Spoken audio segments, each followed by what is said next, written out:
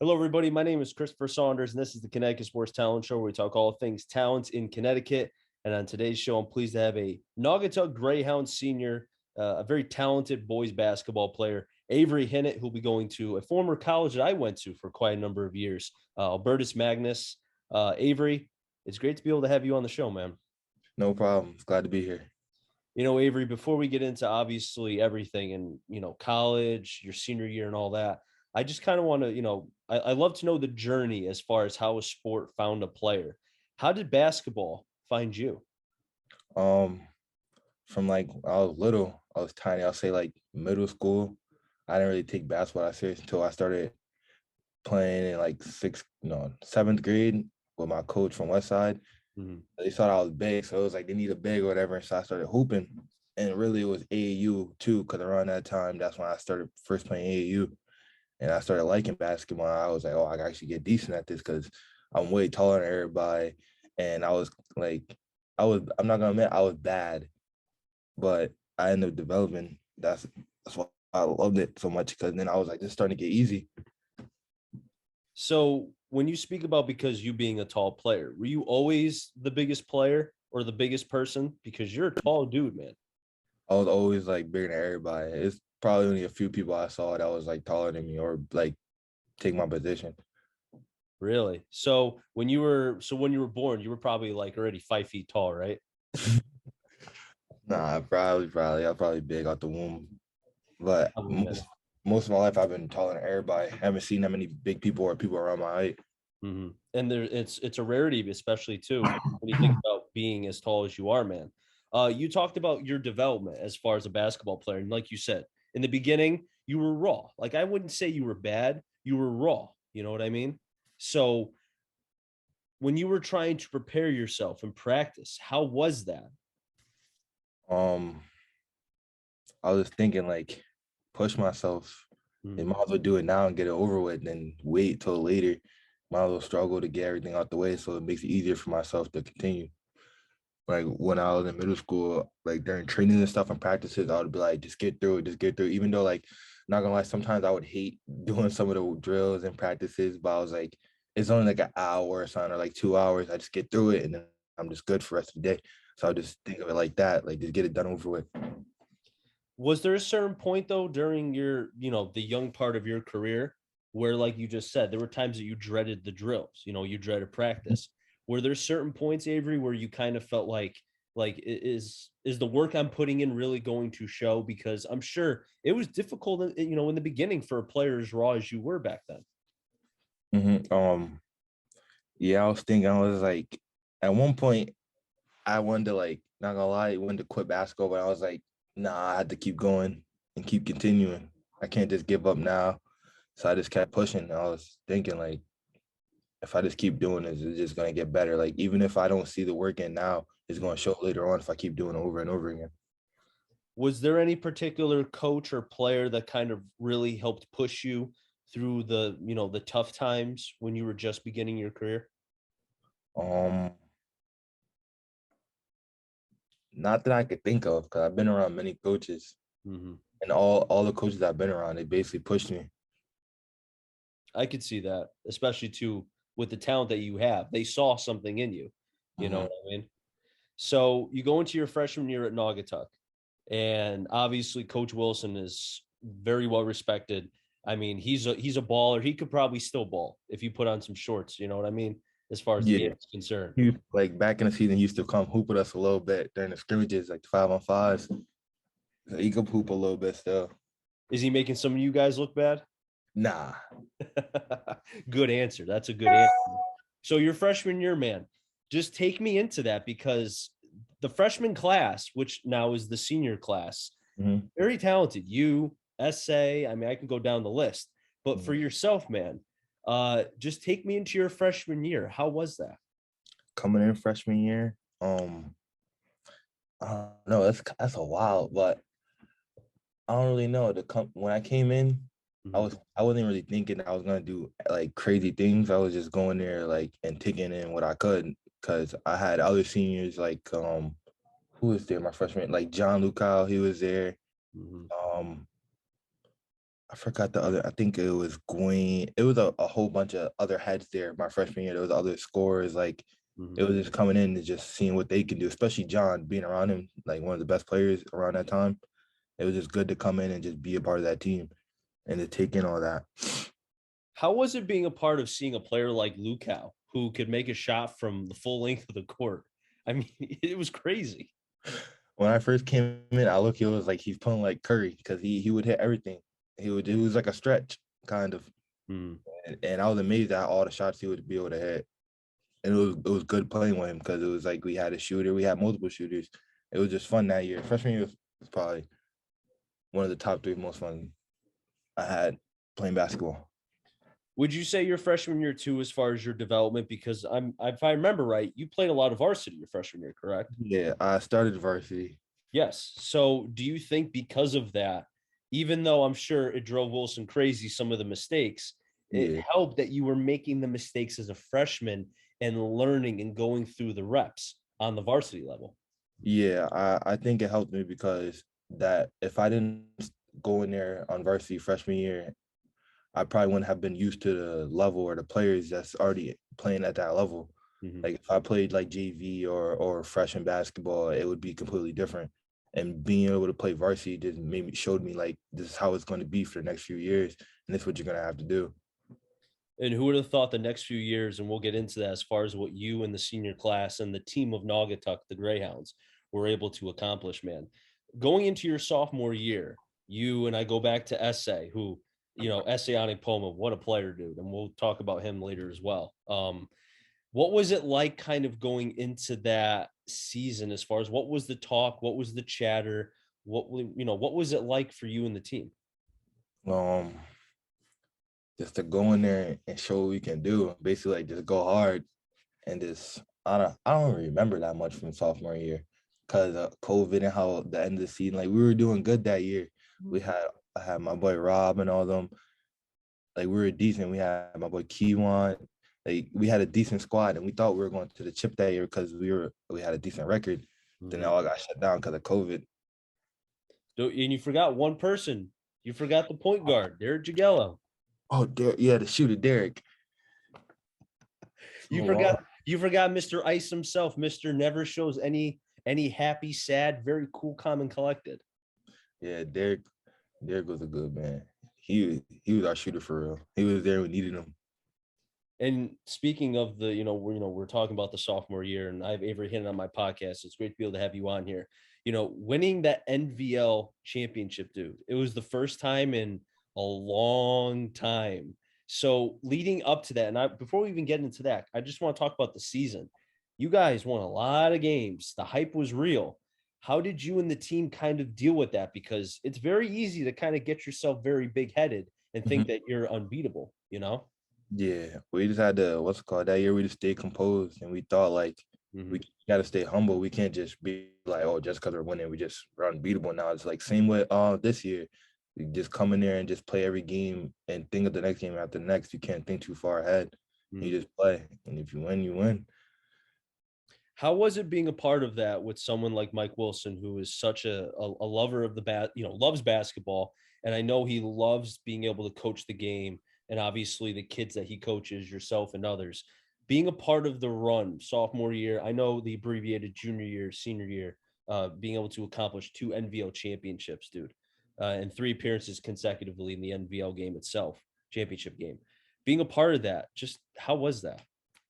It was great, just like knowing that I'm being coached by someone that went to the high school and got 1,000 points there and was able to go to a high level from there. It Mhm. was good knowing that and have him like get knowledge from him too to tell me about all the stuff over the years, like about basketball. Like if you're around him, you can tell that he talks basketball a lot and you can pick up on a few things. It was like whenever you're talking or like when we're in practice, whatever, and you just like end up developing. Like you'll get a lot of good things out of him. It was great to be around him. Even though your sophomore season was cut short, as everybody's was season because of COVID, and you missed an opportunity to be able to potentially get to the sun. Um, as far as for improvements on your game, was there anything in particular that you wanted to work on in hopes at the time that you were going to have a junior season? My, you know what's funny is my shot. my shot and probably like a little bit in the post game, a little bit. Just getting like this, how do I say it? Sharpen it up in the post. And mainly that was it because I knew like before, like I could not shoot at all. So I knew I had to work on that if I was going to be good at the next level. So I was like, might as well work on it now than wait till way later and struggle. And see, that's smart, man. And that it, that takes like a very mature approach because, like you said, if you wait until years later, then it's like you've wasted so much time when you could have been working on your shot and you wanted to work on that. Mm-hmm. That's a very, very mature approach on that. And how was the development of your shot? Was it something that you really like 1,000 shots a day, something like that? Now I'll just work on my fundamentals because the way my shot would form, like if you saw my shot, you'll look at it and be like, whoa, like it would be awkward. Like I had to work on my form, the way I released the ball. Like I just like get used to all that stuff first before I actually learn how to put the ball in the hoop. Like even this year, I start like the more and more I go on the court, I start practicing my form before I even do anything. Sometimes I just think of it to try and get everything right and make sure like I don't mess up. Because sometimes I find the habit of me like if I go and take a shot, it'll end up coming off weird or like looking weird whenever I shoot. Now, this motion and the formation, being able to get your shot, prepare your shot, is that something that you've been very attentive to, or is that something that Wilson or a coach has kind of said, hey, like you got to look for this, look for that? What would you say? Oh, I'll kind of say it's both because over the years, my boy Steve, his dad would tell me about my shot and he'd try to help me with it. And then when I got to Nagi coach, like he would like I would like when we were shooting around and practice stuff, he would tell me that my shot's getting better, this and that, and he'll give me a few tips on like what to do with the ball Mhm. and like um and when to release it and stuff like that, and how like to get up quick shots and just go through all the motions. So your junior year, knowing that how odd that was with COVID, and I can only imagine how weird it was for you, especially wearing a mask during the game or games, I should say. Just take me into that year, man. How odd was it during that year? That year was so weird because it felt different. Like the atmosphere was different because there's no fans. It was different because the mask made it hard for everybody to breathe, and no one wanted to wear the mask. Um, it was hard to bring like energy into games sometimes because the gym would be so dead. Like it depends. Like if we're playing like a team that I'm gonna say that we know we're gonna beat, and like we know it's not that hyped up, it would be like it would be hard to play those games sometimes because we wouldn't have the energy to go there and go full percent. Mhm. And with some of those games that you speak about, and I'm not talking about teams that should have beaten, but just St. Paul. You lost to them. I think it was at St. Paul, if I remember right. Yeah. Sacred Heart, the game that had like 8 gazillion fouls. I mean, that game I can't. I remember Wilson telling me about that, and I was like, that really happened. But just going through all of that, I mean, you guys were still able to get to the NVL championship game, and did you feel like, and I know the game didn't go in your favor, and that must have been odd to not even have fans for that, really. Yeah, it didn't even feel like an NVL game for real. This felt like a regular game they were playing in their gym. Yeah. And on top of it, too, it was the last game that Sacred Heart ever played because they closed, as Oh you know. yeah. Mm-hmm. So, but even with that being kind of like a negative as far as not being able to win your second consecutive NVL championship, it started to seem like as the calendar turned, things were starting to get back to normal. Now you're a senior, dude. What was it like going into your senior season? The preparation, the mindset? Just take me into that. For my senior season, I basically thought like this is my last chance to go out there and actually do something and I wouldn't say prove myself, but like show everybody that Naugatuck is still here because we lost a few pieces. So going into that season, we're all like just stay composed and just play our game and just do what we do best. Mm-hmm. And we ended up showing out this year. Yeah, you did. No, you 100% did. And one of the pieces you didn't lose is Essayonic Boma. No. And just take me into, because I think about the duos in basketball. You think about obviously LeBron and AD. You can go on and on and on. McCullough and Damian Lillard when they were with the Blazers, etc. How was it as far as being such a dynamic duo, both you and SA? Um, it was fun knowing I played against them since middle school and then playing with them throughout my whole high school career. It's fun knowing that he's going to be there and seeing him get all the stuff that he got, having him be right there on my side. It was fun knowing that I had somebody else, like a freshman, come in and start with me. Now, how difficult was it? Or no, I shouldn't say difficult, but did you ever get like during a game? Because SA would do some crazy things. I remember against Watertown, he did like a 360 windmill dunk, and I'm like, did you ever get caught just watching? Like, wow, like every game you get amazed by what he does. Did you ever get caught in that? Not really, because I see it all the time in practice, so it was pretty normal to me. Because I know he's bouncy, he's a high flyer, so I'm already used to it. That's true. That's a good point. Like you said, you practiced with him and you saw everything, dude. So your senior year, obviously you and SA going for 1,000 points. You get your 1,000 point against St. Paul at home. How either way, basically whenever you got your 1,000 point, it's fantastic. But to be able to do it at home against a team that I know you guys didn't really like each other, you and St. Paul. So just how was that? Just take me into that day. That day, I don't know. Going into that day, I was like, yeah, I'm definitely gonna get it. I just need to get out the way.